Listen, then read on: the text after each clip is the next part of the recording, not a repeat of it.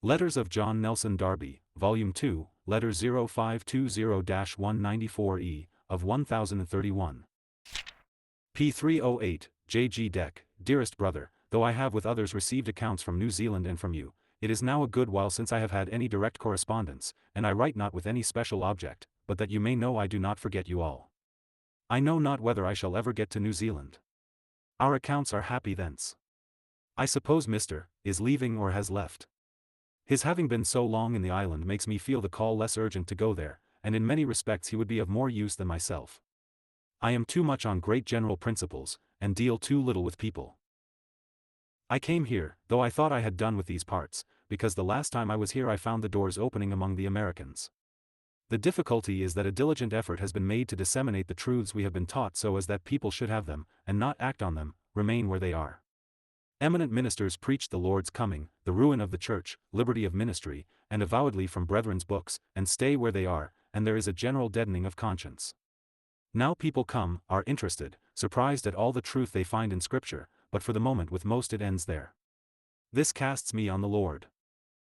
It was so the last time out west, still the Lord called out some, and new gatherings were formed. It is His work, but the wide spread of brethren's truths alters the character of the work. At present it is sowing time. After all, they spoil the truths where they do not act on them.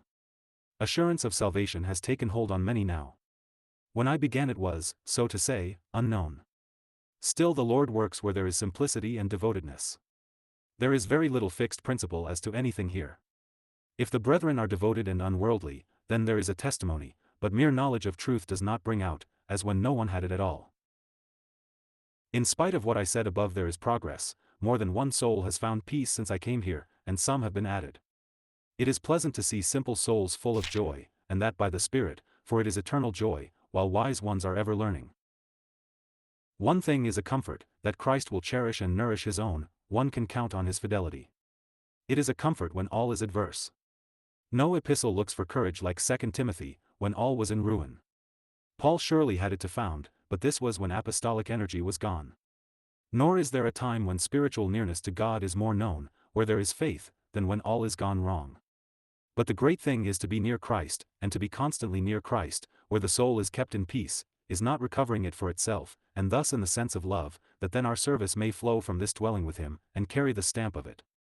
How did Christ reveal the Father? The only begotten Son, who is in the bosom of the Father, He hath declared Him.